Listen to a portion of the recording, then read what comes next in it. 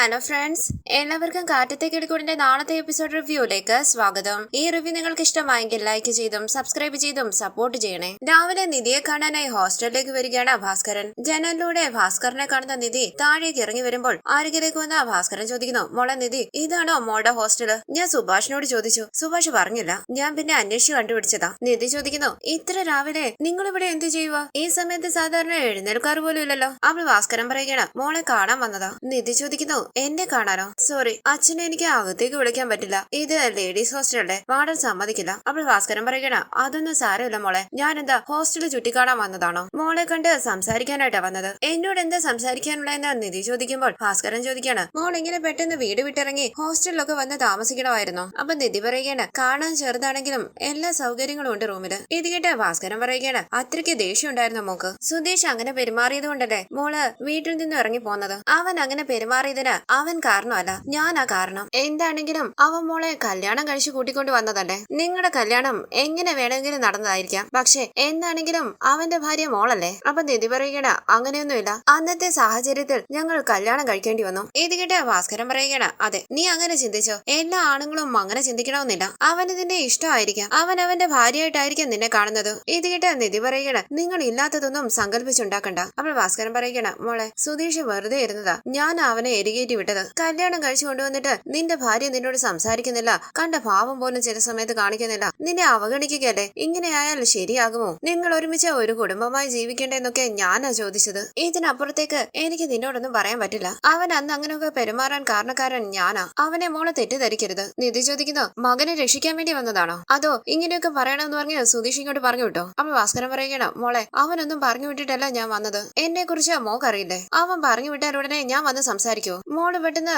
Bag എടുത്തുകൊണ്ട് വീട് വിട്ടിറങ്ങി. അപ്പൊ എനിക്ക് തോന്നി അവൻ വെറുതെ ഇരുന്നവനല്ലേ, അവനെ എരികേറ്റിയത് ഞാനല്ലേ, ഞാൻ കാരണമല്ലേ മോള് വീട് വിട്ടിറങ്ങിയെന്നൊക്കെ. അതെന്നെ വല്ലാതെ വിഷമിപ്പിച്ചു മോളെ. ഞാൻ ഇങ്ങനെ മനസ്സ് വിഷമിച്ചിട്ടില്ല, അതുകൊണ്ടാ മോളെ കണ്ട് ഈ സത്യം പറഞ്ഞിട്ട് പോകാന്ന് കരുതിയത്. അന്ന് ഞാൻ മിണ്ടാതിരുന്നെങ്കിൽ അവൻ നിന്റെ റൂമിലേക്ക് വരില്ലായിരുന്നു. ഞാൻ ആവശ്യമില്ലാത്ത ഓരോന്നൊക്കെ പറഞ്ഞ് അവന്റെ മനസ്സിലാക്കി വിട്ടത്. ഇത് കിട്ടി ദേഷ്യത്തോടു കൂടി നിധി ചോദിക്കുന്നു, വിവരമില്ലേ നിങ്ങൾക്ക്? നിങ്ങൾ ആണുങ്ങളുടെ വിചാരം എന്താ? നിങ്ങൾ തീരുമാനിക്കുന്നതാണ് ശരിയെന്നോ? ഏതെങ്കിലും ഒരു അച്ഛൻ മകൻ ഇങ്ങനെ ഒരു ഉപദേശം കൊടുക്കുവോ? നിങ്ങളെ കുറിച്ച് ഞാൻ എന്തൊക്കെയോ വിചാരിച്ചു. വീട്ടിലുള്ളവരെല്ലാവരും നിങ്ങളെ വഴക്ക് പറയുന്നതിൽ ഒരു തെറ്റുമില്ലെന്നാ എനിക്ക് തോന്നുന്നത്. ഇത് കേട്ട് ഭാസ്കരൻ പറയുകയാണ്, മോളെ, പതിയെ പറ, എല്ലാവരും കേൾക്കും. അപ്പൊ നിധി ചോദിക്കുകയാണ്, എങ്ങനെ? ആണുങ്ങൾക്ക് എന്താ കൊമ്പ് മുളച്ചിട്ടുണ്ടോ? എന്ത് ചെയ്താലും തെറ്റില്ലെന്നാണോ? ഞാൻ അന്ന് നിങ്ങൾ എല്ലാവരോടും പറഞ്ഞതല്ലേ, ഇതൊരു കല്യാണമല്ല, സാഹചര്യം കാരണമാണ് ഈ കല്യാണം നടന്നതെന്ന്. വീട്ടിലെല്ലാവരും അത് മനസ്സിലാക്കിയല്ലേ പെരുമാറുന്നത്. നിങ്ങൾക്ക് മാത്രം എന്താ? നിങ്ങൾ അങ്ങനെ ചിന്തിച്ചെന്ന് മാത്രമല്ല, സുധീഷിനെ എരികേറ്റി വിട്ട് സുധീഷ് എന്റെ റൂമിലേക്ക് വന്നു. എന്നിട്ട് ഞാനാണ് അതിനെല്ലാം കാരണക്കാരെന്ന് ഇപ്പൊ വന്ന് പറയുന്നു. നിങ്ങൾക്ക് വിവരമില്ല. നിങ്ങൾ പറഞ്ഞത് കേട്ട് ഉടനെ സുധീഷ് എന്റെ റൂമിലേക്ക് വരുമോ? നിങ്ങൾക്ക് നാണമില്ലേ? അങ്ങനെ ഭാസ്കരനെ കുറ്റപ്പെടുത്തി സംസാരിക്കുകയാണ് നിധി. പ്ലീസ്, ദയവ് ചെയ്ത് ഇവിടുന്ന് പോകാൻ നോക്ക്. നിങ്ങൾ എന്താ ചിന്തിച്ചത്? ഇത് വന്ന് ഇവിടെ പറഞ്ഞാൽ എന്തെങ്കിലും മാറ്റം വരുമെന്നോ? പ്രായമാകുന്തോറും എല്ലാവർക്കും വിവരം ഉണ്ടാകുകയും മെച്യൂരിറ്റി ഉണ്ടാകുകയും ചെയ്യും. പക്ഷെ നിങ്ങൾക്കത് കുറഞ്ഞു വരികയാണല്ലോ. അങ്ങനെ നിധി വളരെ ദേഷ്യത്തോടു കൂടി ഭാസ്കരനോട് സംസാരിക്കുമ്പോൾ ടെൻഷനോടുകൂടി ചുറ്റും നോക്കുകയാണ് ഭാസ്കരൻ. തുടർന്ന് കൈകൂപ്പി ഭാസ്കരൻ പറയുന്നു, മോളെ ഒന്ന് നിർത്ത്, ഞാൻ അറിയാതെ പറഞ്ഞു പോയതാ. അതെങ്ങനെ നിങ്ങൾ അറിയാതെ പറയുന്നതെന്ന് ചോദിച്ച് വീണ്ടും നിധി ഭാസ്കരനെ വഴക്ക് പറയുകയാണ്. എന്നോട് ക്ഷമിക്കണം, സോറി എന്ന് പറഞ്ഞ് ഭാസ്കരൻ നിധിയുടെ മുന്നിൽ കൈകൂപ്പി സൈക്കിളും എടുത്ത് അവിടെ നിന്ന് ഓടിപ്പോവുകയാണ്. തുടർന്ന് വളരെ വിഷമത്തോടുകൂടി സുധീഷ് നികേഷിന്റെയും ഹരീഷിന്റെയും സുഭാഷിന്റെയും പിന്നാലെ നടന്ന് സോറി പറയുകയാണ്. ആരും സുധീഷിനെ ശ്രദ്ധിക്കുന്നില്ല. അപ്പോൾ സുധീഷ് ചോദിക്കുന്നു, ഇപ്പൊ എന്താ? നിധി ഈ വീട് വിട്ടുപോയി, അതുകൊണ്ടാണോ എല്ലാവരും മുഖം വീർപ്പിച്ചിരിക്കുന്നത്? അപ്പൊ നികേഷ് ചോദിക്കുന്നു, ഞങ്ങൾ എന്ത് ചെയ്യണമെന്നാ സുധീഷ് ഏട്ടൻ പറയുന്നത്? ചിരിക്കണോ അതോ ഡാൻസ് കളിക്കണോ? സുധീഷ് ഏട്ടൻ എന്തും ചെയ്യാം, ഞങ്ങൾ എല്ലാവരും സാധാരണ പോലെ സുധീഷ് ഏട്ടനോട് സംസാരിക്കണം. അപ്പൊ സുധീഷ് പറയുകയാണ്, എടാ അങ്ങനെയല്ല, എന്താ എല്ലാവരും എന്തോ ദുഃഖം നടന്നതുപോലെ മുഖം വീർപ്പിച്ചിരിക്കുന്നത്? ഇപ്പൊ എന്താ? അവള് പോയി, നമ്മൾ അവളോട് പോകാൻ പറഞ്ഞില്ലല്ലോ. ഇത് കേട്ട് ഹരീഷ് പറയുകയാണ്, അപ്പൊ ഏട്ടത്തിയുടെ ഇഷ്ടത്തിന് പോയതാണോ? ഇത് കേട്ട് സുധീഷ് പറയുകയാണ്, എടാ ഞാൻ ചെയ്തത് തെറ്റാ, ഞാൻ കാരണം അവള് പോയത്, ഞാൻ എന്റെ ഭാര്യയുടെ റൂമിലേക്കല്ല പോയത്. അപ്പൊ ഹരീഷ് പറയുകയാണ്, ഏട്ടത്തി അങ്ങനെയല്ലല്ലോ സുധീഷ് ഏട്ടനെ കാണുന്നത്. അവിടേക്ക് വന്ന സുഭാഷ് പറയുന്നു, അതൊന്നും അവന് മനസ്സിലാകില്ല ഹരീഷ്. കല്യാണം എങ്ങനെ നടന്നതെന്ന് ആ കുട്ടി എല്ലാവരോടും വ്യക്തമായി പറഞ്ഞതാ. റിസപ്ഷനിൽ വന്ന് നിന്നതേ നമുക്ക് വേണ്ടി മാത്രമാ. അപ്പൊ സുധീഷ് പറയുകയാണ്, സുഭാഷ് ഏട്ടാ, അവക്ക് മാത്രമല്ലേ അങ്ങനെ? എനിക്ക് അങ്ങനെയല്ലല്ലോ. അവളെ കണ്ട നാൾ മുതൽ എനിക്ക് അവളെ ഒരുപാട് ഇഷ്ടമാ. നിധിയെ മറ്റൊരാൾ കല്യാണം കഴിക്കാൻ പോവുകയാണെന്ന് അറിഞ്ഞ ഉടനെ ഞാൻ വല്ലാതെ വിഷമിച്ചു. ഇത് കേട്ട് നികേഷ് പറയുകയാണ്, സുധീഷ് ഏട്ടന് കണ്ടാൽ ഉടനെ എല്ലാവരും ഇഷ്ടമാണല്ലോ. ഇത് കേട്ട് സുധീഷ് പറയുകയാണ്, നിങ്ങൾ എന്നെ എന്ത് വേണമെങ്കിലും പറഞ്ഞു, എനിക്ക് നിധിയെ ഇഷ്ടമാ, ഞാൻ ചെയ്തത് തെറ്റാ. എന്റെ മനസ്സിൽ അവള് മഹാറാണിയാ. അത് അവക്കും മനസ്സിലാകുന്നില്ല, നിങ്ങൾക്കും മനസ്സിലാകുന്നില്ല. അന്ന് ഞാൻ ചെയ്തത് വലിയ തെറ്റാ, എനിക്കത് മനസ്സിലാകുന്നുണ്ട്. അത് കാരണം നിങ്ങൾ എന്നെ ഒരു റൗഡിയെ പോലെ കാണാതെ അങ്ങനെ അങ്ങനെ സുധീഷ് എല്ലാവരുടെയും മുന്നിൽ കൈകൂപ്പുമ്പോൾ ഹരീഷ് ചോദിക്കുകയാണ്, ഞങ്ങൾ പിന്നെ എന്താ ചെയ്യേണ്ടത്? സുധീഷ് ഏട്ടൻ ചെയ്ത കാര്യത്തിന് സദ്യ ഒരുക്കി തരണോ? ഇത് കേട്ട് സുധീഷ് പറയുകയാണ്, നിങ്ങൾ ആരും എന്നെ മനസ്സിലാക്കുന്നില്ലല്ലോ. മതി, നിങ്ങൾ ആരും എനിക്ക് വേണ്ടി ഒന്നും ചെയ്യണ്ട. ഞാൻ എല്ലാവരുടെയും മനസ്സിൽ ഒരു റൗഡിയായിട്ട് തന്നെ നിന്നോട്ടെ. നിധിയില്ല, ജോലിയില്ല, ലൈസൻസ് ഇല്ല, എനിക്ക് വേണ്ടി ചിന്തിക്കാൻ ഇവിടെ ആരുമില്ല. എന്നെ വെറുതെ വിട്ടേരാ, ഞാൻ നശിച്ചു പോട്ടെ. നിങ്ങൾ ആരും എന്നെ ഓർത്ത് വിഷമിക്കണ്ട. അങ്ങനെ സുധീഷ് അവിടെ നിന്ന് ഇറങ്ങി പോകുമ്പോൾ എല്ലാവരും വിഷമത്തോടുകൂടി നിൽക്കുകയാണ്. തുടർന്ന് റോഡ് സൈഡിലൂടെ നടന്നു പോകുന്ന സുധീഷ് ഓർക്കുകയാണ്, കഥക് തുറക്കെന്ന് പറഞ്ഞ നിധി ബഹളം വെച്ചത്. അകത്തേക്ക് കയറി വന്ന സുഭാഷ് സുധീഷിനെ തല്ലിയതും സുധീഷ് സുഭാഷിനെ തല്ലാനായി കൈ ഉയർത്തിയതും നിധിയെയും കൂട്ടി സുഭാഷ് ഹോസ്റ്റലിലേക്ക് പോയതുമെല്ലാം ഓർക്കുകയാണ് സുധീഷ്. സുധീഷിനെ കാണുന്ന ചേച്ചിമാരൊക്കെ പരസ്പരം പറയുകയാണ്, ഇവന്റെ ഭാര്യ ഇവനെ വേണ്ടാന്ന് വെച്ച് വീട്ടിൽ നിന്ന് ഇറങ്ങിപ്പോയി. സുധീഷ് ചോദിക്കുന്നു, നിധി പോകുന്നത് നിങ്ങൾ കണ്ടായിരുന്നോ? അപ്പൊ ഒരു ചേച്ചി പറയുകയാണ്, അവള് നിന്നെ വേണ്ടാന്ന് വെച്ച് പോയതല്ലേ. എങ്ങനെ നിങ്ങളുടെ വീട്ടിലൊരു പെണ്ണ് താമസിക്കുന്നതെന്ന് ഈ നാട്ടുകാർ മുഴുവൻ പറയുന്നുണ്ടായിരുന്നു. എല്ലാവരും പറഞ്ഞതുപോലെ കുറച്ചു നാളുകൊണ്ട് ആ കുട്ടി പടിയിറങ്ങി പോയല്ലോ. ഇനി നിന്റെ ഭാര്യ മടങ്ങി വരില്ലേ? നിന്റെ മുഖം കണ്ടാൽ തന്നെ അറിയാം അവള് വരില്ലാന്ന്. ഇതിട്ട് സുധീഷ് പറയുകയാണ്, അതെ അവള് പോയി, നിങ്ങൾ വരുന്നുണ്ടോ? ഇതിട്ട് ആ ചേച്ചി ചോദിക്കുന്നു, എടാ നീ എന്താണ് ഇങ്ങനെയൊക്കെ സംസാരിക്കുന്നത്? എന്റെ ചേട്ടനോട് ഇത് പറഞ്ഞാലുണ്ടല്ലോ നിന്നെ വെറുതെ വിടില്ല. നീ ആരുടെ മുഖത്ത് നോക്കിയാടാ ചോദിച്ചത്? അപ്പൊ സുധീഷ് പറയണ, നിങ്ങൾക്ക് മാത്രം എന്റെ മുഖത്ത് നോക്കി എന്ത് വേണമെങ്കിലും ചോദിക്കാം, എനിക്കൊന്നും ചോദിക്കാൻ പാടില്ല അല്ലേ? അങ്ങനെ സുധീഷ് ആ ചേച്ചിയുമായി വഴക്കുണ്ടാക്കുമ്പോൾ ബൈക്കിൽ അവിടേക്ക് വന്ന ഹരീഷ് സുധീഷിനെയും കൂടി അവിടെ നിന്ന് പോവുകയാണ്. കണ്ടു നിറങ്ങിയ പിന്നിലിരിക്കുന്ന സുധീഷിനെ ബൈക്ക് ഓടിക്കുന്ന ഹരീഷ് ശ്രദ്ധിക്കുന്നുണ്ട്. തുടർന്ന് സുധീഷിനെ കടയിലേക്ക് പിടിച്ചിരുത്തി ഹരീഷ് ചോദിക്കുന്നു, എന്തിനാ സുധീഷ് ഏട്ടാ കണ്ടവരോടൊക്കെ വഴക്ക് കൂടാൻ പോകുന്നത്? അവര് പറഞ്ഞിട്ട് പോട്ടെ, നാട്ടുകാർ ഇങ്ങനെയൊക്കെ പറയുന്നത് നമുക്ക് പുതിയ കാര്യമല്ലല്ലോ. അപ്പൊ സുധീഷ് പറയുകയാണ്, ശരിയാകുന്നില്ലടാ, എത്ര നാളാ ഞാൻ ഇങ്ങനെ ക്ഷമിച്ച് പോകുന്നത്? ഏത് ഭാഗത്തേക്ക് പോയാലും അടിയുടെ മേളിൽ അടിയാ. നിനക്ക് തന്നെ അറിയാലോ എന്റെ സ്വഭാവം, എപ്പോഴും സന്തോഷമായിട്ടിരിക്കാൻ ശ്രമിക്കും. പക്ഷെ ഇപ്പൊ നോക്ക്, എന്റെ മുഖത്ത് ഒരു ചിരി പോലും വരുന്നില്ല. നെഞ്ചില് ഒരു പാറക്കല്ല് വെച്ചതുപോലെ ഉണ്ട്. എനിക്കൊന്നും ചെയ്യാൻ പറ്റുന്നില്ല. രാത്രി കിടന്നാൽ ഉറക്കം വരുന്നില്ല. എന്താ സുധീഷ് ഏട്ടന്റെ വിഷമമെന്ന് ഹരീഷ് ചോദിക്കുമ്പോൾ സുധീഷ് പറയണേ, എനിക്ക് ജോലിയില്ല, എന്നെ പറ്റി നാട്ടുകാർ എന്തൊക്കെയോ പറയുന്നു, അതൊന്നും എന്റെ പ്രശ്നമല്ല. പക്ഷെ നിധി വീട് വിട്ടു പോയത്, എന്നോട് സംസാരിക്കാതെ ഇരിക്കുന്നത്, ഇതെല്ലാം എനിക്ക് സഹിക്കാൻ പറ്റുന്നില്ലടാ. അപ്പൊ ഹരീഷ് പറയണ, സുധീഷ് ഏട്ടാ ഏട്ടത്തി തിരിച്ചു വരും. അപ്പൊ സുധീഷ് പറയണ, എനിക്ക് അവളെ ഒരുപാട് ഇഷ്ടമാ. എന്താ അവക്ക് മനസ്സിലാകാത്തത്? നിങ്ങളോടെല്ലാവരോടും അവൾ എന്ത് സ്നേഹത്തോടു കൂടിയാ സംസാരിക്കുന്നത്. പക്ഷെ എന്നെ മാത്രം ഒരു മനുഷ്യനായിട്ട് കാണുന്നത് പോലുമില്ല. ഞാൻ നല്ലവനൊന്നും ആണെന്നല്ല പറഞ്ഞത്, പക്ഷെ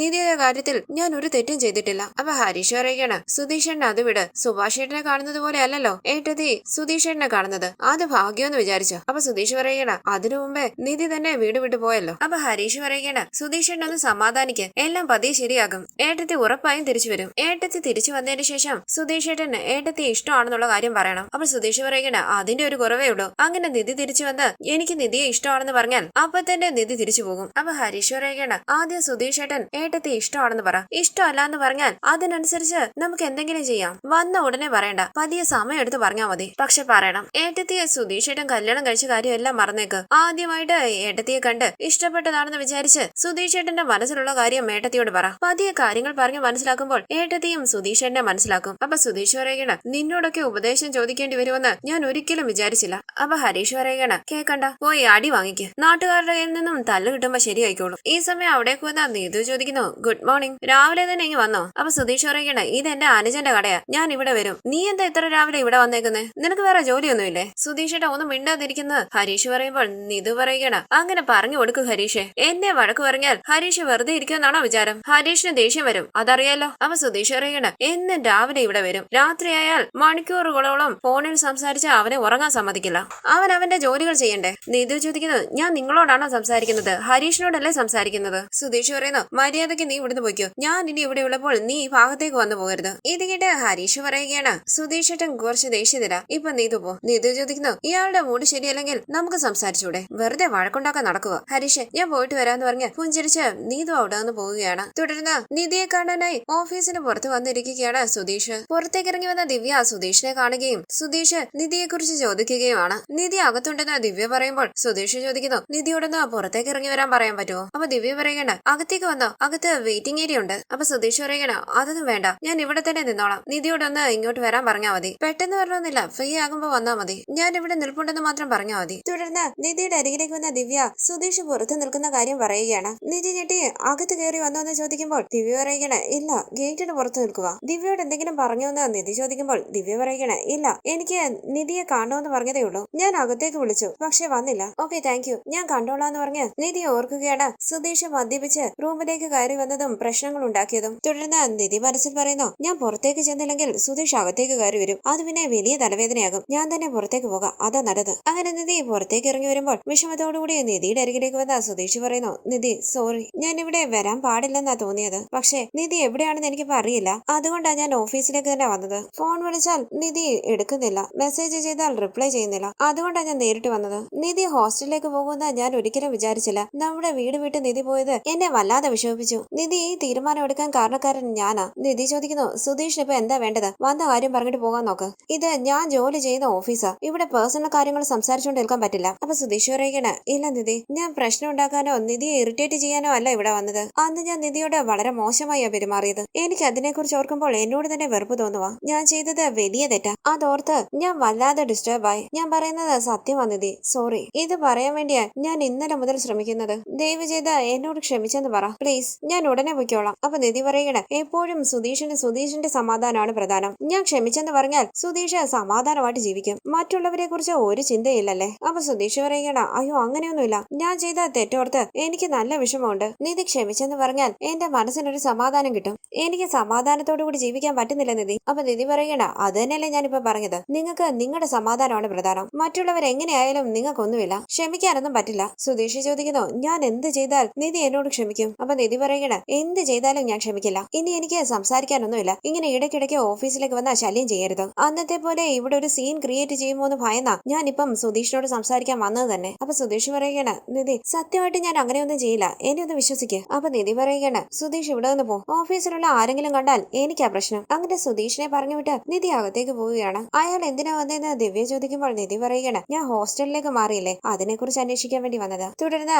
അടുക്കളയിൽ നിൽക്കുന്ന സുഭാഷ് ഓർക്കുകയാണ് നിധി അടുക്കളയിലേക്ക് വന്ന് തന്നെ സഹായിക്കുന്നത്. നികേഷും നിധിയുമായുള്ള നല്ല നിമിഷങ്ങൾ ഓർക്കുന്നു. ഹരീഷ് വളരെ വിഷമത്തോടുകൂടി ഭക്ഷണം കഴിക്കുകയാണ്. നികേഷ് കഴിക്കാനാകാതെ ഇരിക്കുമ്പോൾ സുഭാഷ് ചോദിക്കുന്നു, സുധീഷ് വന്നില്ലേടാ, അവൻ എവിടെ പോയി? എനിക്കറിയില്ലെന്ന് ഹരീഷ് പറയുമ്പോൾ സുഭാഷ് പറയുകയാണ്, അവൻ രാവിലെ മുതൽ ഒന്നും കഴിച്ചു കാണില്ല. ഈ സമയം പാട്ടും പാടി ഭക്ഷണം കഴിക്കാനായി അവിടേക്ക് വന്നിരിക്കുകയാണ് ഭാസ്കരൻ. സുഭാഷ് ഭക്ഷണം എടുക്കാനായി പോകുമ്പോൾ ദേഷ്യത്തോടുകൂടി ഹരീഷ് പറയുകയാണ്, ഇയാൾക്ക് നന്നായി കൊടുക്ക്, നന്നായി ഊട്ടിക്കൊടുക്ക്. ഇയാള് മര്യാദയ്ക്കായിരുന്നെങ്കിൽ സുധീഷൻ ഒരിക്കലും ഇങ്ങനെ ചെയ്യില്ലായിരുന്നു. അപ്പോൾ ഭാസ്കരൻ പറയുകയാണ്, ഞാൻ അവനെ ഉപദേശിച്ചു, അത് ചെയ്യേണ്ട രീതിയിൽ ചെയ്യാത്തത് അവന്റെ തെറ്റല്ലേ? അപ്പൊ ഹരീഷ് പറയുകയാണ്, നിങ്ങൾ എന്ത് മനുഷ്യനാ? സ്വന്തം മകനോട് എന്താ സംസാരിക്കേണ്ടതെന്ന് പോലും അറിയില്ലേ? ഇങ്ങനെയാണോ ഒരു മകൻ ഉപദേശം കൊടുക്കേണ്ടത്? അപ്പൊ സുഭാഷ് പറയണ, ഹരീഷ് നീ മിണ്ടാതിരിക്കുക. കഴിക്കാൻ വന്നവരോട് ഇങ്ങനെ വഴക്കുണ്ടാക്കേണ്ട കാര്യമുണ്ടോ? അപ്പൊ ഹരീഷ് പറയണ, സുഭാഷിന്റെ ഇയാൾക്ക് വേണ്ടതെല്ലാം ചെയ്തു കൊടുക്കുന്നതാണ് തെറ്റ്. ഒരു ദിവസം പട്ടിണി കിട്ടി നോക്ക്, ഈ വീട് വിട്ടു പോകും. അപ്പോഴെങ്കിലും ഈ വീട്ടിലൊരു സമാധാനം ഉണ്ടാകുമല്ലോ. അപ്പോൾ ഭാസ്കരൻ പറയണ, ഇത്രയും കാലം ഞാൻ പറഞ്ഞത് കേട്ടല്ലേ നിങ്ങൾ എല്ലാവരും ജീവിച്ചത്. അവൻ തെറ്റ് ചെയ്തു, അവൻ അനുഭവിക്കുന്നു. ഈ വീട്ടിൽ എന്ത് നടന്നാലും അതിന്റെ ഉത്തരവാദിത്വം എനിക്കാണോ? അപ്പൊ ഹരീഷ് പറയുകയാണ്, പറഞ്ഞാലും പറഞ്ഞില്ലെങ്കിലും ഈ വീട്ടിൽ നടക്കുന്ന എല്ലാ തെറ്റിനും കാരണം നിങ്ങളാ. അപ്പോൾ ഭാസ്കരൻ പറയുകയാണ്, എനിക്ക് ഈ ദോശയൊന്നും വേണ്ട. നാട്ടിൽ എന്താ ഹോട്ടലില്ലേ? ഞാൻ അവിടെ പോയി നല്ല മൊരിഞ്ഞ ദോശ കഴിച്ചോളാം. നീ തന്നെ ഇതും കഴിച്ചു എന്ന് പറഞ്ഞ് ഭാസ്കരൻ അവിടെ നിന്ന് പോവുകയാണ്.